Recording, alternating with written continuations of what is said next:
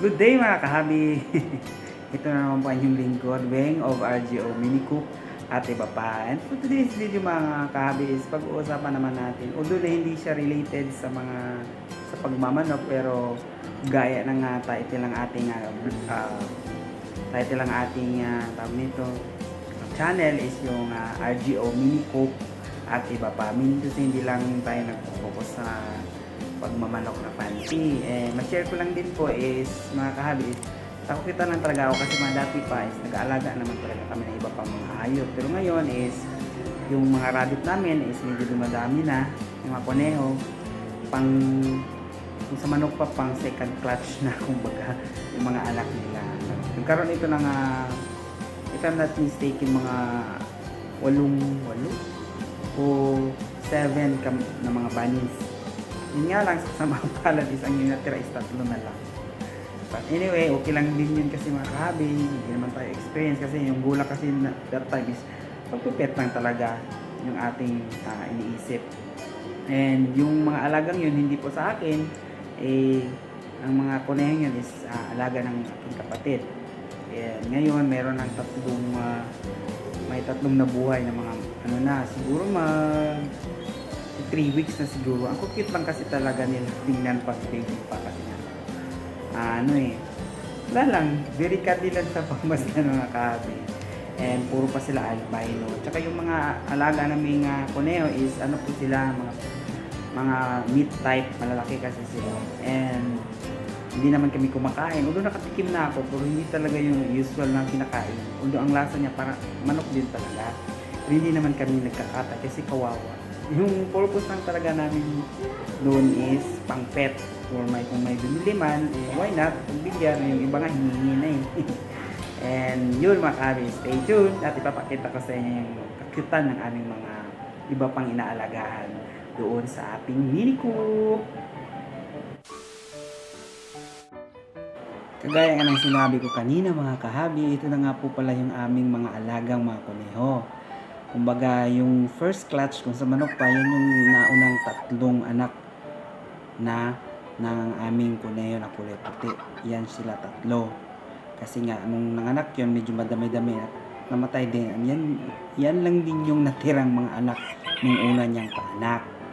And ayan, siguro if I'm not mistaken, hindi ko alam kung ilang buwan na to o nasa mga 3 o 4 months na to. Meat type po sila mga kahabi kasi medyo malalaki talaga sila compare sa mga pang pet type. And yung dalawang yan is mga female, tsaka yung puti naman na kapatid nila is a male. Actually yung nabuntis niya yung kapatid niya na isa, nanganak ng 2, kaso nga lang sinamang palad, namatay po kasi nga siyempre first baby niya siguro or hindi na malaya, nahulog kasi yung mga anak nila dyan sa kulungan, nahulog dun sa baba at napulot. Hindi ako sigurado kung totoo talaga or kung totoo man, maybe isa rin yung dahilan kasi nga nahawakan siya ng kamay ng tao. Kaya siguro alam naman natin na sensitive din yung mga kuneho pagdating sa mga ganun.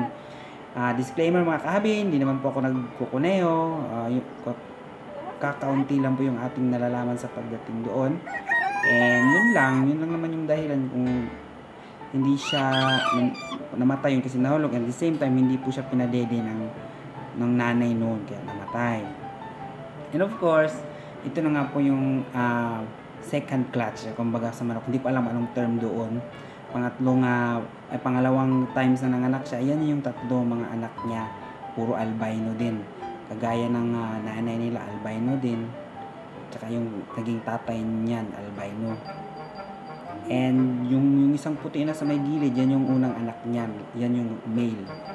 Ang cute lang, lalo na yung nag-iisang yan, dyan talaga siya nakatambay sa lalagyan ng tubig. Kahit may tubig, may wala, dyan talaga siya nakatambay. Siguro dahil na rin sa sobrang init ng panahon ngayon, kaya siguro dyan siya pumapasok talaga sa patubigang yan.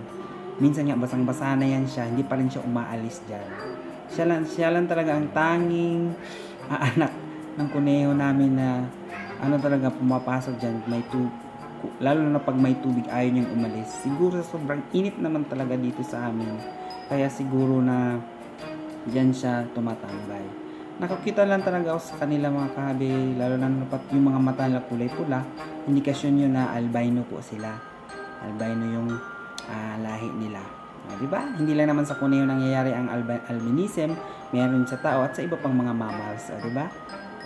Ang kikit nila talaga pag masdan mga kahabi pag hindi ko nga yan hinawakan baka kasi hindi pa didehin ng nanay kasi hindi pa yan kumakain.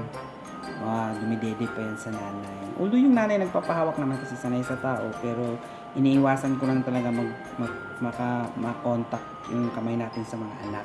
Disclaimer lang talaga mga hobby sa mga taong may nakakaalam naman patungkol sa pagkukuneho.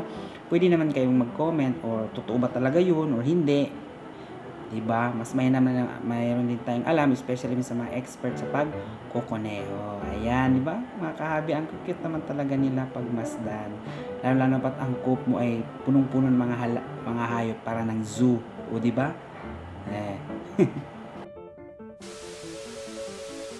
At ayan mga kahabi, sana po yan, masayahan kayo sa mga nakita ninyong kakita ng aming mga kuneho, or should I say kuneho or alaga ng aking kapatid. And yun lang, na-share ko lang kasi nga nakita na ako, gusto ko rin i-share sa inyo kung ano ba yung mga dapat ninyong makita din with regard sa mga kuneho. Hindi naman ako ganoon ka knowledgeable sa pagkukuneho. Medyo may konti lang tayong kaalaman kahit papaano. But anyway, maraming salamat sa inyong lahat mga kahabi, especially sa mga subscribers natin na patuloy na sumusuporta at nanonood ng ating mga mini vlogs. And God bless po sa ating lahat at sa mga baguhan po na nanonood. Please don't forget to like, share, and subscribe para at least naman ma-update din kayo kung ano mang nangaganap dito sa ating mini po. Kaya stay tuned ulit mga kahabi at lagi din tatandaan na walang magiging isang kahig o isang tuka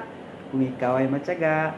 Always po may nilaga. Maraming salamat sa inyo lahat mga kahabi. Hanggang sa muli. Paalam!